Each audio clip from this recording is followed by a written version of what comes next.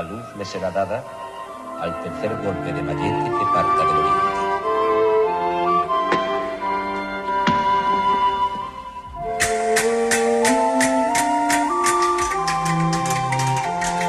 Ferrer entra tras un periodo de iniciación en la logia La Lealtad. En una reunión de librepensadores, conoce y entabla amistad con otro masón, Anselmo Lorenzo, tipógrafo de ideales anarquistas, fundador del periódico Solidaridad y promotor de congresos obreros e introductor de la Primera Internacional en España. La amistad se mantendrá a lo largo de su vida. Las actividades políticas de Ferrer en el ferrocarril, donde esconde a republicanos clandestinos, son descubiertas y es trasladado de línea férrea. Después, participa en el pronunciamiento republicano de Santa Coloma de Farnés, alentado por Ruiz Zorrilla y conectado con el del general Villacampa en Madrid.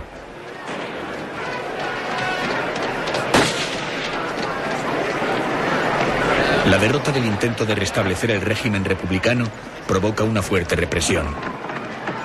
Ferrer opta por el exilio. Por haberme comprometido en el levantamiento de Santa Coloma de Farnés y aún más por discordias conyugales, emigré voluntariamente a París, en cuya ciudad, gracias a recomendaciones de don Manuel Ruiz Zorrilla, viví del comercio de vinos hasta 1889.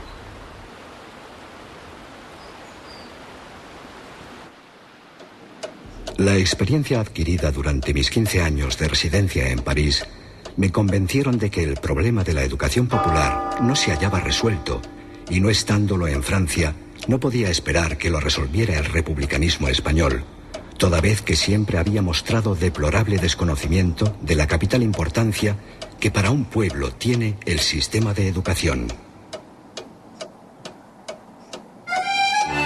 París es a finales del siglo XIX la capital cultural y política de Europa. La Tercera República se consolida. Las vanguardias artísticas y las ideologías políticas coinciden en la capital francesa en una fiebre renovadora que transforma la vida y las costumbres. La ciudad es un auténtico hervidero de mentes progresistas y revolucionarias. Se buscan nuevos caminos en el arte, la literatura y la política.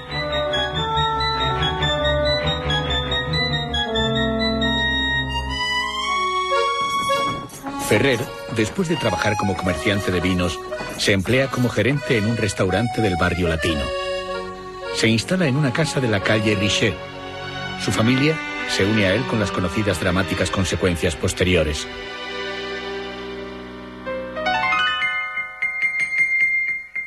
En marzo de 1890 se afilia a la logia masónica del Gran Oriente francés, en donde alcanza los más altos grados. Comienza a dar clases de español con gran éxito en el Círculo Popular de Enseñanza Laica, situado en los locales de la logia y dependiente de la Asociación Filotécnica. Ferrer trabaja activamente con los círculos republicanos españoles exiliados en París y desempeña el cargo de secretario de Ruiz Zorrilla, pero pronto su ilusión se transforma en una profunda decepción. Su pensamiento evoluciona a la par que aumenta su desencanto. Mi relación con don Manuel Ruiz Zorrilla, que podía considerarse como centro de acción revolucionaria, me puso en contacto en París con muchos revolucionarios españoles y con muchos y notables republicanos franceses, y su frecuentación me causó gran desengaño. Si en lugar de preocuparse los presidentes, secretario y vocales de los comités del empleo que habrían de ocupar en la futura república, hubieran trabajado activamente por la instrucción popular, ¿cuánto se hubiera adelantado durante 30 años en las escuelas diurnas para niños y nocturnas para adultos?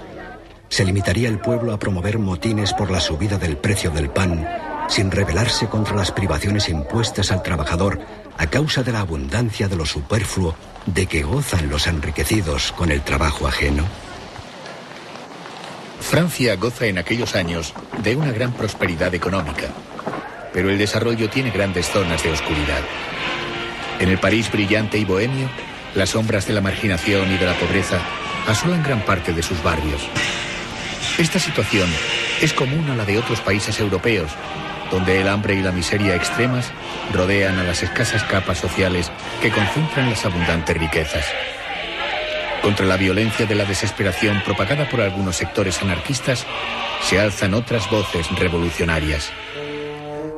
Frente a la idea de Bakunin de que la revolución surge de manera violenta y espontánea, Piotr Kropotkin recuerda en 1891 que un edificio basado sobre algunos siglos de historia no se destruye con algunos kilos de explosivos, y propone el papel fundamental de la educación al afirmar que ninguna revolución social puede triunfar si no es precedida de una revolución en las mentes y en los corazones de los hombres, y esta revolución interna tiene que llevarse a cabo a través de las escuelas. Bajo su iniciativa, se crea en 1898 el Comité Pro Enseñanza, del que forman parte Tolstoy, los hermanos Reclus, Graf, Malato. Estas atractivas premisas coinciden con las preocupaciones de Ferrer, que profundiza en los problemas de la educación y entra en contacto con el grupo de ideólogos anarquistas. Recibe la influencia de los aires renovadores de la educación de la época y sigue con interés el proceso educativo de la Tercera República Francesa. Concretada la separación Iglesia-Estado, el gobierno francés anima la creación por Jules Ferry de la enseñanza primaria gratuita, obligatoria y laica. Ferrer admira el cambio producido y la libertad en cuanto a materia religiosa, pero pronto, al ver la evolución de la enseñanza pública francesa, su fascinación se torna en desánimo. Comprueba que los antiguos vicios educativos no han sido erradicados, sino tan solo sustituidos. Dios es reemplazado por el Estado, la virtud cristiana por el deber cívico, la religión por el patriotismo, la sumisión y la obediencia al rey, al aristócrata y al clero, por el acatamiento al funcionario, al propietario y al patrón. Pero hay una institución no estatal que deja profunda huella en el pensamiento de Ferrer: el orfanato de Saint-Beuve, cerca de París, dirigido por el educador anarquista Paul Robin. Este pedagogo se propone probar que un niño no debe estar predestinado a llevar una vida ignorante y desgraciada por causa de la miseria de sus padres. A los negativos efectos de una vida familiar difícil y complicada, opone una educación cariñosa y una vida en contacto con la naturaleza. La anarquista norteamericana Emma Goldman relata así la experiencia. Tomó su material de donde pudo. De la calle, las barracas, los orfanatos, las inclusas, los reformatorios, de todos los lugares oscuros y horribles en que la sociedad benevolente esconde sus víctimas para apaciguar su mala conciencia. Reunió a todos los granujas sucios, mugrientos y muertos de frío que podía alojar y se los llevó a Saint-Beuve.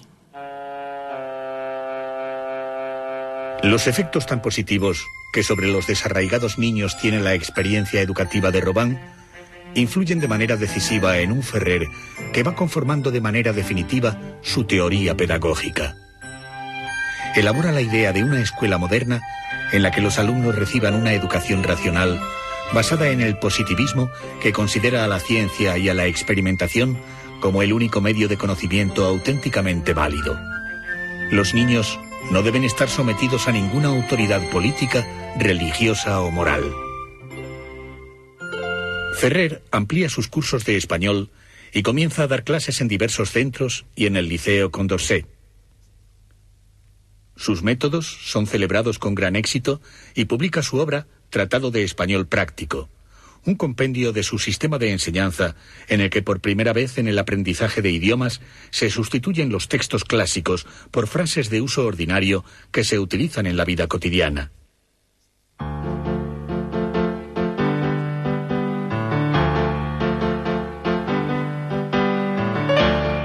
Entre sus alumnos, dos personas adquieren en su vida especial relevancia: la maestra Leopoldine Bonnard, a la que se une sentimentalmente y con la que tiene un hijo, Riego, y Ernestina Menieux, una mujer profundamente católica, de familia acaudalada. A pesar de las distintas convicciones en materia religiosa, la amistad, la confianza y la lealtad son mutuas. Ernestina, sensible a los problemas sociales de la infancia, comparte los ideales educativos de Ferrer. A su muerte, lega una considerable fortuna para que éste disponga de los medios económicos necesarios para poder llevar adelante sus proyectos.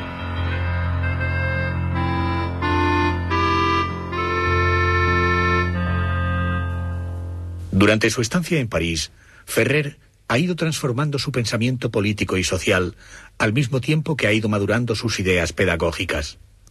Desencantado de las intrigas políticas, no cree ya en los pronunciamientos ni en los políticos. España es en esos tiempos un país atrasado que se consume en la miseria y la ignorancia. Es preciso ante todo ilustrar a su país. Es necesario propagar la cultura y el conocimiento.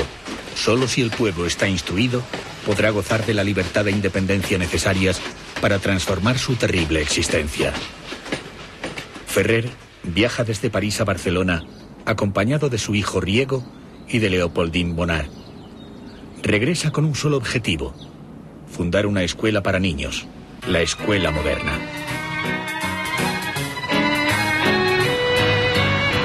La Barcelona que se encuentra Ferrer a su regreso poco tiene que ver con la que años antes abandonó. La ciudad ha acometido un gran desarrollo urbanístico y se ha extendido considerablemente. Bellos y lujosos edificios se construyen en las nuevas calles con las técnicas más avanzadas y los estilos más vanguardistas. Pero la transformación es más aparente que real. Mientras las formas avanzan, la sociedad languidece. Un dato lo avala. En una Barcelona en plena fiebre arquitectónica, no se construye un solo edificio destinado a ser escuela pública. La situación de la enseñanza sigue siendo calamitosa.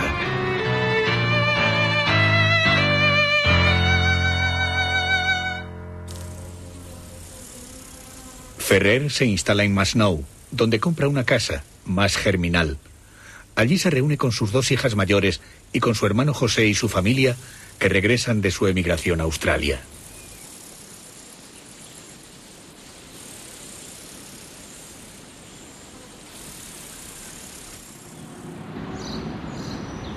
Nada más llegar a Barcelona, desempeña una frenética actividad de cara a fundar la Escuela Moderna en el más breve tiempo posible. Encuentra un local en la calle Bailén y fija allí la sede de la escuela. Constituye el patronato de la Escuela Moderna, atrayendo a catedráticos de reconocido prestigio en la Universidad de Barcelona, como el naturalista Odón de Buen, el médico Martínez Vargas o el rector de la universidad Rodríguez Méndez, científicos como el biólogo Ramón y Cajal, personas de gran cultura como Anselmo Lorenzo, que traduciría numerosas obras para su edición por la Escuela Moderna, o profesores muy valorados en los ambientes obreros como Salas Antón y Cristóbal Litrán. Nombra directora del centro a Clémence Jacquinet, pedagoga francesa con experiencia en el campo educativo en diversos países, que había sido alumna de Ferrer en los cursos de idiomas. Al fin, el 8 de septiembre de 1901, dotadas las aulas de los medios más modernos, las clases comienzan con 30 alumnos, 18 niños y 12 niñas. Durante los años siguientes, el número de cursos, alumnos y profesores se irá ampliando. Ferrer ha conseguido al fin llevar a la práctica su sueño.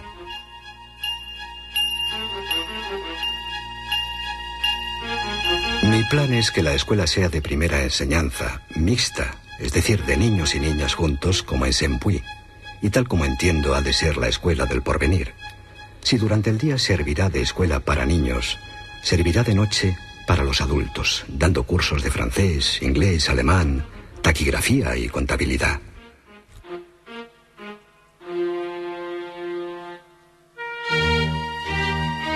La misión de la Escuela Moderna consiste en hacer que los niños y niñas que se le confíen lleguen a ser personas instruidas, verídicas, justas y libres de todo prejuicio. Para ello, sustituirá el estudio dogmático por el razonado de las ciencias naturales. Excitará, desarrollará y dirigirá las aptitudes propias de cada alumno a fin de que con la totalidad del propio valor individual no solo sea un miembro útil a la sociedad, sino que, como consecuencia, eleve proporcionalmente el valor de la colectividad. En vista del buen éxito que la enseñanza mixta obtiene en el extranjero, y principalmente para realizar el propósito de la escuela moderna, encaminado a preparar una humanidad verdaderamente fraternal, sin categoría de sexos ni clases. Se aceptarán niños de ambos sexos desde la edad de 5 años. La actividad cotidiana de la escuela moderna introduce conceptos pedagógicos inusuales a la enseñanza tradicional en España, que son puestos en práctica y desarrollados por sus profesores con la mayor sencillez. En la actualidad, aún conservan su vigencia y se aplican evolucionados en lugares como la Escuela Paideia, un centro de enseñanza no autoritaria que, además de dotar a los alumnos de una instrucción racional y científica, estimula una convivencia basada en la tolerancia, la comprensión y el impulso continuado hacia la libertad responsable.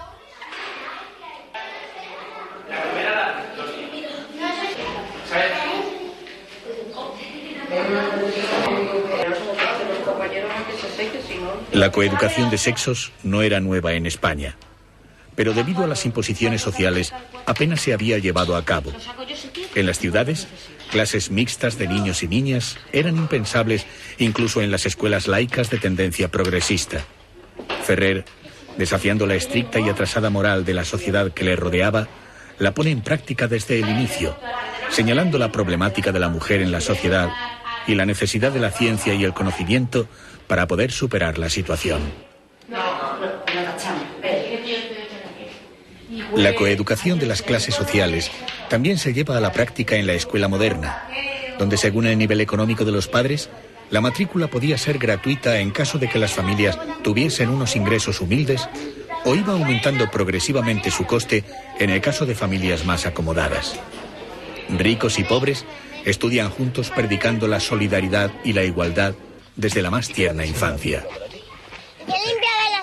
Otra de las facetas más importantes en la educación que proporcionaba la escuela moderna es la importancia e integración de los juegos en ella.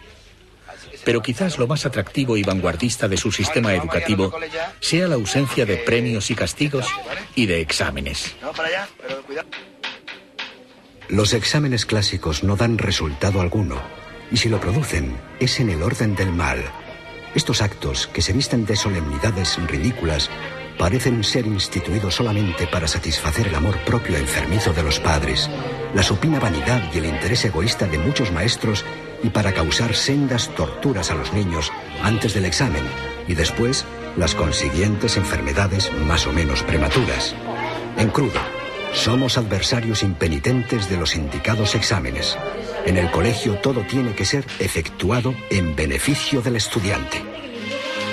Otros aspectos importantes de la escuela moderna se concretan en hechos como que permaneciese abierta antes y después de los horarios de las clases, funcionando como guardería para los alumnos de familias en las que los cónyuges trabajasen, o el estricto cuidado que se tenía en proteger la salud y promover la higiene de los alumnos. Para la enseñanza de las asignaturas se emplea la experimentación y la observación. Para ello no se duda en dar clases fuera de los locales de la escuela, organizándose excursiones o meriendas instructivas donde se visitan industrias, se va al campo o se utilizan los parques públicos para observar distintos aspectos de la naturaleza.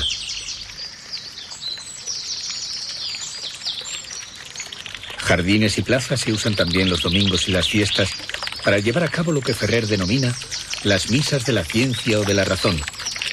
Consiste en estos actos en unas conferencias dominicales en las que catedráticos, profesores de la escuela o expertos y científicos disertan sobre los más variados temas: historia natural, medicina, higiene, medios de defensa contra distintas enfermedades, geografía.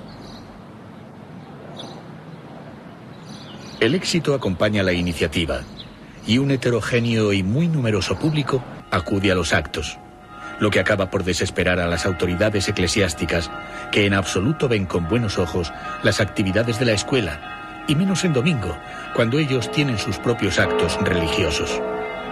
En una de las concentraciones, el día del Corpus de 1904, hacen sonar todas las campanas de la iglesia parroquial para que los asistentes, que se habían congregado en número superior a los 6.000, no pudiesen escuchar con nitidez a los conferenciantes.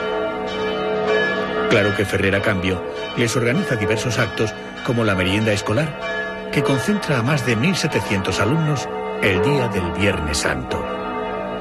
El enconamiento, lejos de amainar, se convierte en crudo enfrentamiento.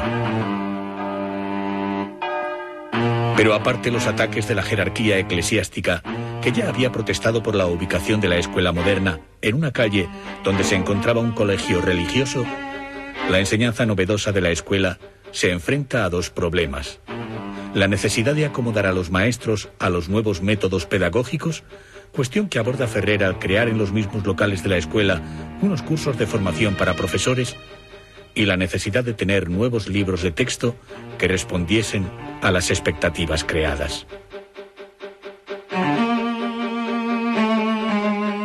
Para ello, Ferrer funda una editorial y hace un llamamiento que publica en los periódicos. A los intelectuales. La escuela moderna hace un llamamiento vehemente a cuantos escritores amen la ciencia y se interesen por el porvenir de la humanidad, para que propongan obras de texto dirigidas a emancipar al espíritu de todos los errores de nuestros antepasados y encaminar la juventud hacia el conocimiento de la verdad y la práctica de la justicia, librando al mundo de dogmas autoritarios, sofismas vergonzosos y convencionalismos ridículos, como los que desgraciadamente forman el organismo de la sociedad presente.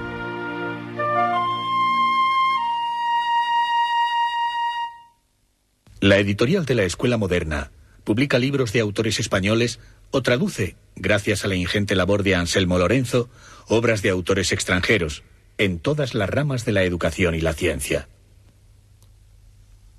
Uno de los libros que más aprecian los alumnos es Las aventuras de Nono, que cuenta los avatares de un niño de 9 años que vive en autonomía, un país en el que conviven pacíficamente niños de todas las razas y donde el dinero no tiene ningún valor. La paz y la felicidad caracterizan esta sociedad en contraposición con la que se da en Argirocracia, otro país representante de la sociedad real, donde se pelea por el dinero y existen amos y criados, guardianes y ladrones, desgracias, lamentos, infelicidad y cárceles.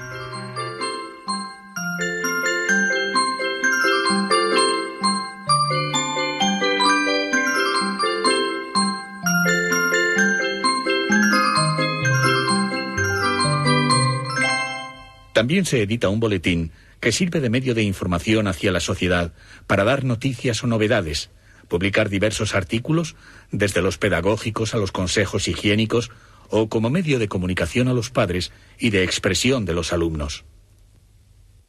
Según pasa el tiempo, la labor de la escuela moderna se va extendiendo. El número de alumnos aumenta cada año. Se abren escuelas modernas en Barcelona y pueblos periféricos, extendiéndose después a toda Cataluña.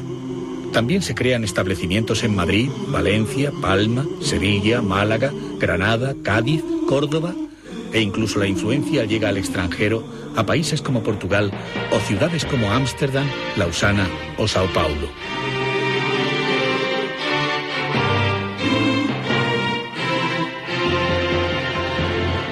Pero el propio funcionamiento de la escuela moderna le va creando peligrosos enemigos. La enseñanza que propaga no es una enseñanza aséptica. Su objetivo es dotar a los alumnos de todos los conocimientos científicos, sociológicos y culturales para que puedan ser personas libres que desde su independencia ética y moral transformen la sociedad a lo largo del tiempo y construyan una nueva basada en la solidaridad y la fraternidad sin distinción de clases ni gobiernos. Los hombres deben unirse y amarse para vivir fraternalmente. Ferrer tiene que mantener un difícil equilibrio, compatibilizar la libertad del alumno con la visión ideológica que él tiene del mundo. Cuando en los boletines aparecen algunas redacciones de alumnos, sus detractores le acusan de dogmatismo. Y abusar de la libertad y del bienestar, sino que disfrutando todos de un alto grado de civilización, reinaría la cordialidad. Todos serían amigos, y seguramente la ciencia adelantaría muchísimo más, por no haber guerras ni entorpecimientos políticos. A pesar de que Ferrer cuenta con poderosos enemigos, la escuela moderna continúa su marcha y sigue extendiéndose. Pero en pleno apogeo, un inesperado hecho cambiará su suerte. El 31 de mayo de 1906, en la iglesia de los Jerónimos de Madrid, se celebra la boda del rey Alfonso XIII y Victoria Eugenia de Battenberg. Introducido entre los periodistas que cubren la información en la iglesia, Mateo Morral observa expectante. Días antes ha grabado en un árbol del vecino Parque del Retiro una amenazante inscripción.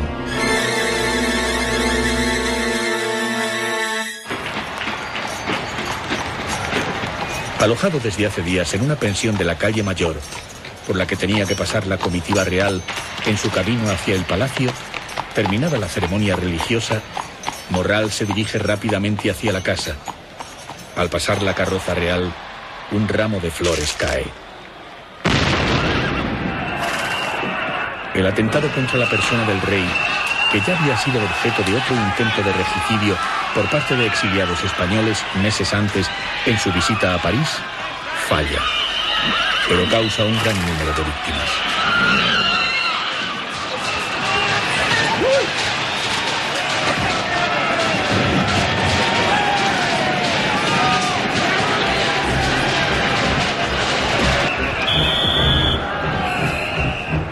Mateo Morral escapa y se refugia en la dirección del periódico El Motín, donde solicita ayuda al periodista José Atkins.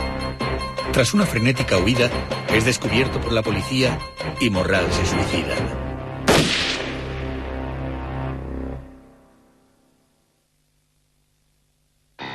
José Atkins es detenido por haberle prestado ayuda en su fuga.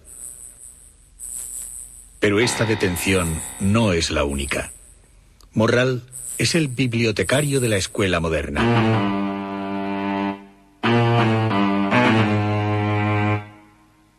Se intenta desvirtuar su auténtica personalidad, describiéndole como un hombre sin voluntad ni formación, al que otros más inteligentes han manipulado. Se acuña la frase de «el pobre Morral», como si éste hubiera sido utilizado. Tal consideración parece enfrentarse con la realidad, si se tiene en cuenta su biografía. Mateo Morral, hijo de una acaudalada familia de Sabadell, había recibido una esmerada educación que completó en diversos países europeos. No parece ser la manipulación lo que mueve la acción de Morral, sino la consideración propia de las ramas violentas del movimiento anarquista de que solo la eliminación física del monarca como representante máximo del Estado podría cambiar la situación política y social en España. Pero muchas otras corrientes anarquistas rechazaban la violencia que tanto daño les causa. Durante los fines del siglo XIX y primeros años del XX, los atentados violentos y el terrorismo asolan diversas ciudades europeas, y en especial Barcelona, donde se producen distintos actos terroristas, algunos de extraña procedencia. Estas acciones desvirtúan el mensaje anarquista y solo sirven de justificación a las autoridades para ejercer una indiscriminada y brutal represión en los ambientes progresistas y en el movimiento obrero. La cárcel y la ejecución de militantes revolucionarios, en su mayor parte inocentes, es el último eslabón de una cadena de dudosos orígenes. A pesar de que Ferrer defiende vías pacíficas para la transformación social, el simple hecho de que Morral hubiese trabajado en la escuela moderna vale para inculparlo. Ferrer es detenido y encarcelado en la cárcel Modelo de Madrid, donde pasará encerrado en espera de juicio cerca de un año. Las escuelas modernas son inmediatamente clausuradas por orden gubernativa. Ferrer se enfrenta a una petición de condena de pena de muerte. Soy inocente. Los jueces, no teniendo pruebas de mi culpabilidad, buscan saber solamente si yo soy o no anarquista. Parece que esto les es suficiente para hacerme condenar. Tratan de saber incluso si tuteo o no a las personas, como si esto fuera una prueba de culpabilidad.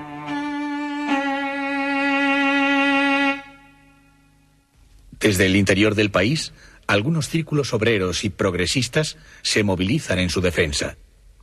El maestro y periodista anarquista Federico Urales Se encarga de hacer las gestiones en medios jurídicos para intentar conseguir su libertad.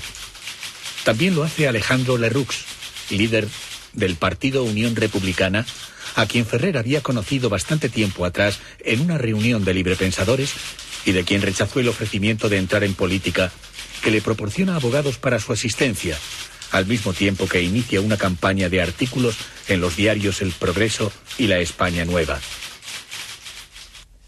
En el exterior, rápidamente se organiza la solidaridad.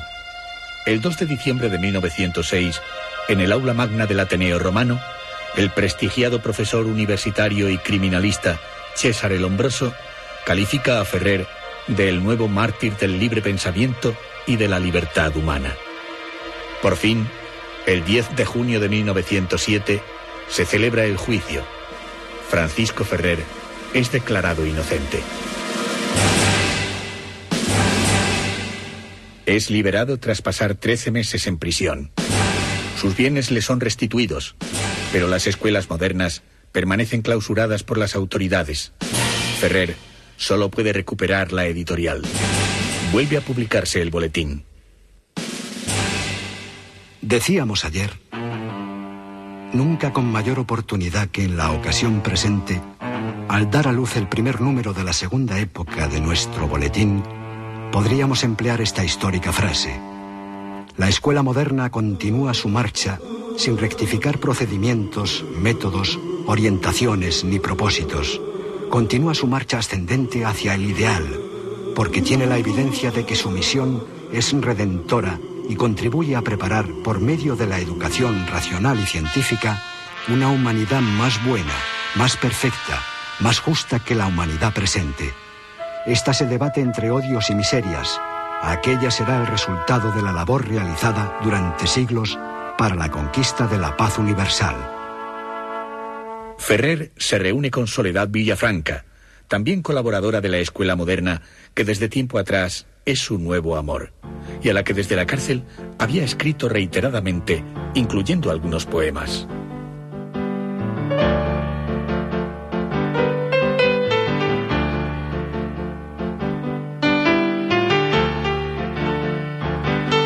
La pareja viaja al balneario de Amélie-les-Bains, en el Pirineo francés. Allí Ferrer encuentra la tranquilidad que durante tantos años le ha sido vedada.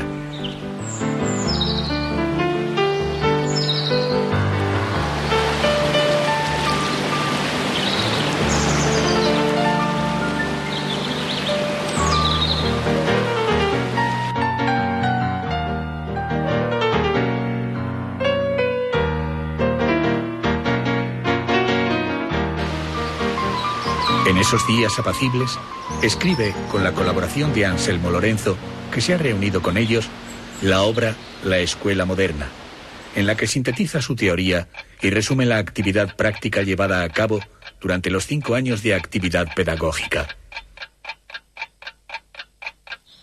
Viaja después por Europa, desarrollando una intensa actividad e intensificando los contactos necesarios para poder crear la Liga Internacional para la Educación Racional de la Infancia, que con sede en París crea en 1908 para intentar introducir en la enseñanza de todos los países las ideas de ciencia, de libertad y de solidaridad. En su programa se proponen debates, estudios y trabajos para mejorar la educación intelectual, física y moral de la infancia, los fines y los medios más adecuados para que el niño desde su libertad tuviese acceso al conocimiento y pudiese tener un desarrollo armónico. La Liga hace un llamamiento a que participen en su seno a todos los intelectuales con preocupaciones pedagógicas. En este periodo, Ferrer sigue colaborando activamente con el movimiento obrero de Barcelona, participando en la fundación o dando aportaciones económicas al grupo Solidaridad Obrera o a revistas como las editadas por el grupo Tierra y Libertad, de la misma manera que lo había hecho años antes en La Huelga General, en cuyas páginas escribió artículos con el seudónimo Cero, nombre que había adoptado tiempo atrás cuando ingresó en la masonería. Ferrer se halla en Londres cuando recibe un mensaje de su hermano José comunicándole que su esposa y su hija están gravemente enfermas. Ferrer se encamina hacia Mas Germinal. No puede adivinar que ese viaje a Cataluña le traerá fatales consecuencias.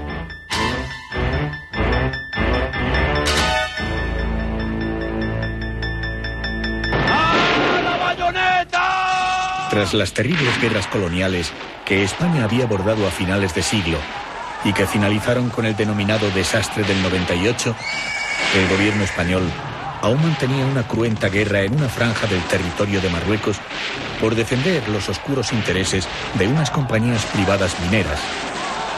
A la de Marruecos se la denomina la Guerra de los Banqueros.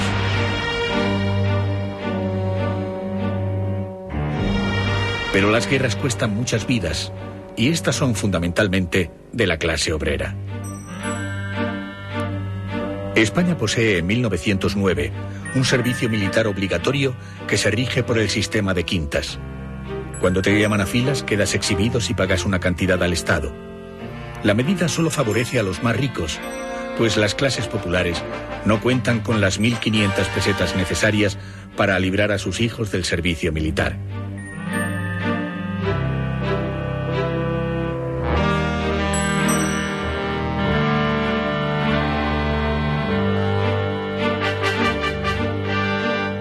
El gobierno moviliza a jóvenes y reservistas, muchos de ellos padres de familia.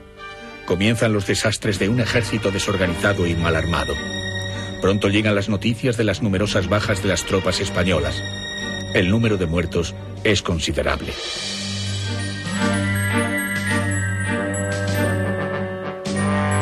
Las protestas populares contra la guerra arrecian. El día 26 de julio de 1909, ante otro embarque más de tropas, las mujeres concentradas para despedir a sus hijos o familiares inician una revuelta para impedirlo. La rebelión se extiende por Cataluña y se convierte en insurrección. Se convoca una huelga general y el gobierno declara el estado de guerra y manda tropas para acabar con los sublevados.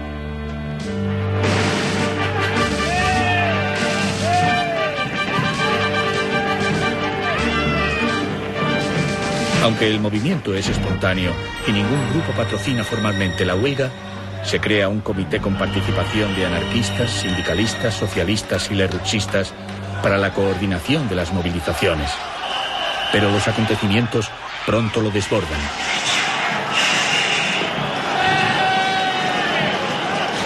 En plena lucha, la protesta también deja paso a terribles excesos. 112 edificios son incendiados, de ellos 80 religiosos. El descontrol se ceba en una iglesia católica demasiado identificada con un poder político que oprime y masacra a las clases populares. Las autoridades acaban con la revuelta que pasará a la historia con el nombre de la Semana Trágica. Hubo 3 muertos entre la tropa y 3 sacerdotes asesinados. Las víctimas populares fueron de 75. Hay más de 500.000 de heridos. Terminada la revuelta comienza la represión.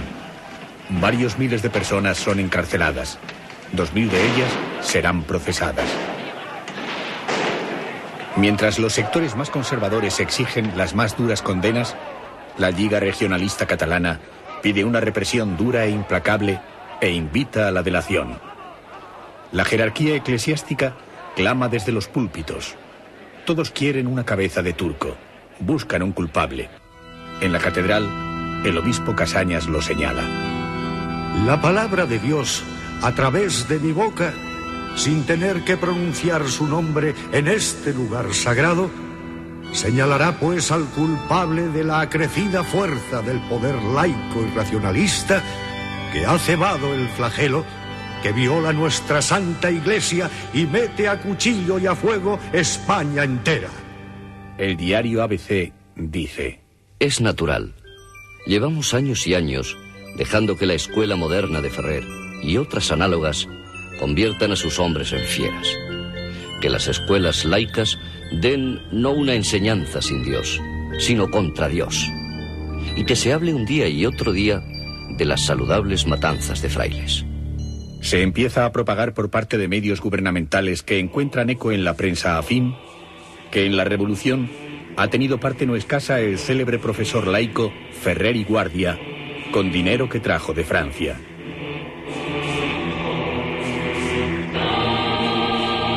A pesar de que la estancia de Ferrer en Barcelona solo coincide con los 2 primeros días de las fechas en que se desarrolla la Semana Trágica y de que únicamente participa en la revuelta en las localidades de Masnou y de Premià, es detenido en la estación de Montgat cuando, preocupado ante la magnitud de los rumores y las inculpaciones, se dirige a tomar el tren.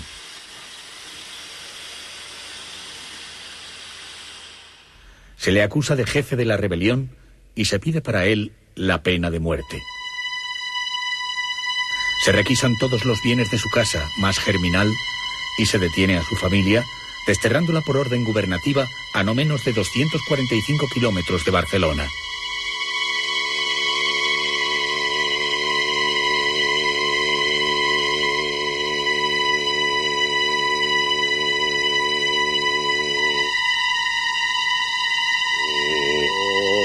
Anselmo Lorenzo y otros amigos y colaboradores de la escuela moderna también serán desterrados.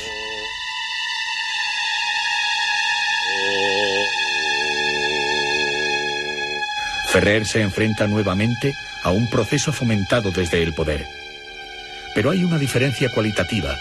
La jurisdicción en este caso no es civil, sino que ha de enfrentarse a un consejo de guerra de jurisdicción militar.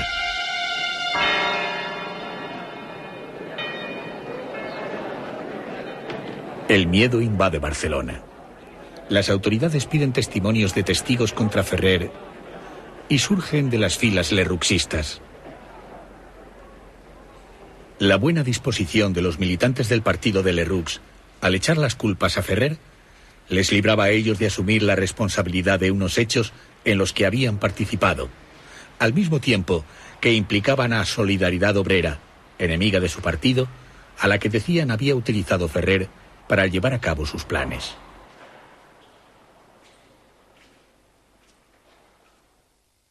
Lerroux, mientras tanto en Sudamérica, no se compromete en defensa de Ferrer, haciendo gala del oportunismo político y la falta de escrúpulos que caracterizaría su paso a la historia.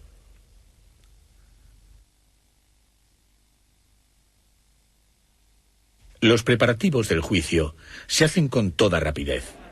A Ferrer le nombran un abogado defensor de oficio, el capitán Galcerán, que apenas tiene tiempo de preparar su defensa. Galcerán, estudiados todos los testimonios, cree firmemente en su inocencia y, pese al riesgo que contrae por su condición militar, escribe: Esta campaña es dirigida principalmente contra la persona de Ferrer por odio y por temor a la educación dada a la clase obrera, sea en su escuela moderna, que lograron tiempo atrás cerrar, sea en la serie de libros publicados por la casa editorial por él fundada, por temor, repito, de que con la Ilustración los desesperados se ennoblezcan y sacudan yugos indignos de la raza humana.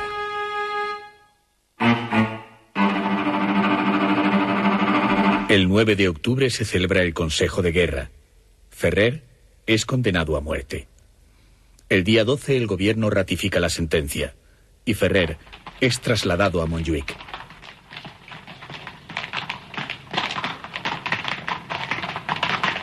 Es recluido en la capilla donde se le ofrece asistencia religiosa que él rechaza. Redacta su testamento. Protesto con toda la energía posible de la situación por mí inesperada del castigo que se me ha impuesto, declarando que estoy convencidísimo de que antes de muy poco tiempo será públicamente reconocida mi inocencia. Deseo que en ninguna ocasión, ni próxima ni lejana, ni por uno ni otro motivo, se hagan manifestaciones de carácter político o religioso ante los restos míos, porque considero que el tiempo que se emplea ocupándose de los muertos sería mejor destinarlo a mejorar las condiciones en que viven los vivos, teniendo gran necesidad de ello casi todos los hombres.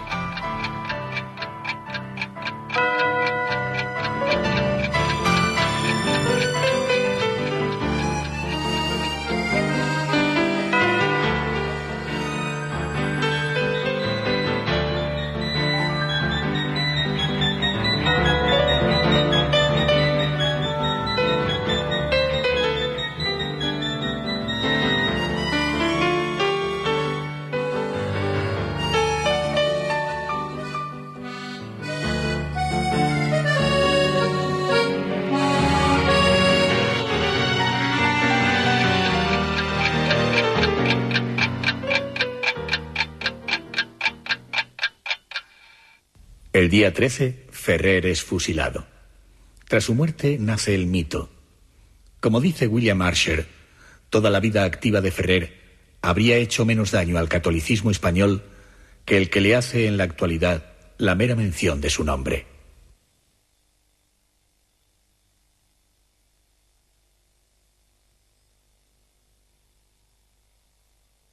Pero los mitos forman parte de la religión y la magia y se diluyen con el tiempo. A las fuerzas convergentes del poder político y religioso que propiciaron la muerte de Ferrer, les preocupaba más su práctica, su obra, que la posible veneración que pudiese generar su holocausto. Se tenía miedo al mito, pero terror al hombre. Ferrer, premonitoriamente, pareció advertirlo. La autoridad de una obra se mide por su valor como experiencia moral, por consiguiente por su duración, de la que depende su resultado.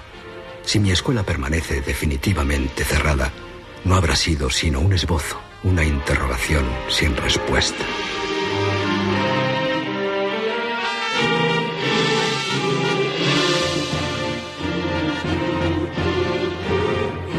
En marzo de 1911, las Cortes exigen la revisión del proceso contra Ferrer. El Consejo Supremo emite un nuevo dictamen. No había pruebas de que algún rebelde hubiese actuado bajo las órdenes directas de Ferrer. Ferrer es declarado inocente. Cambó explica. No pidieron el indulto de Ferrer los elementos del Partido Radical. Fueron en el sumario sus acusadores. No lo pedimos los que éramos neutrales en la contienda. No pidió nadie el indulto de Ferrer. Si culpa hay por el fusilamiento de Ferrer, culpa es de todo el cuerpo social, principalmente de Barcelona. Todos los ciudadanos de Barcelona hemos fusilado a Ferrer no pidiendo su indulto. Años más tarde, algunos de los intelectuales que tanto encono expresaron tras el proceso rectifican su posición. Unamuno reflexiona mucho después. Sí, hace años pequé gravemente contra la santidad de la justicia. El inquisidor que llevamos los españoles dentro me hizo ponerme al lado de un tribunal inquisitorial que juzgó por motivos secretos y siempre injustos y buscó luego sofismas con que cohonestarlo. Las experiencias educativas de Ferrer fueron aplicadas tras su muerte. En diversos países de Europa y América se fundaron distintas escuelas modernas.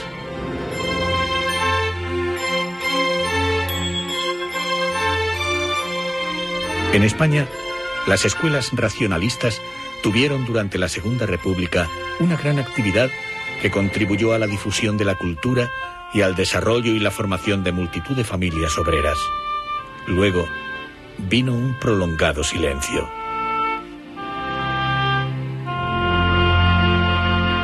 Han pasado largos años.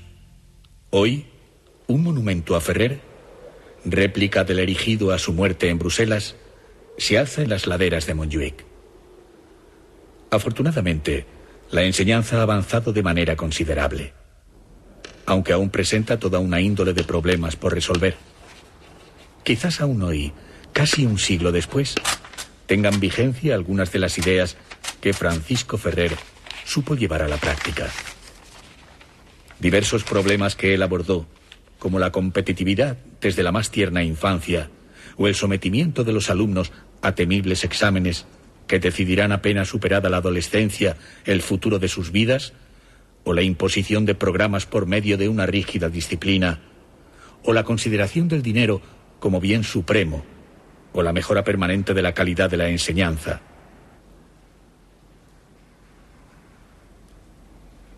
Quizás hoy, cuando las penumbras han dejado de ensombrecer Montjuïc y aún queda tanto camino por recorrer, haya que recordar una de las frases de un hombre que de manera altruista llevó sus ideas a la práctica.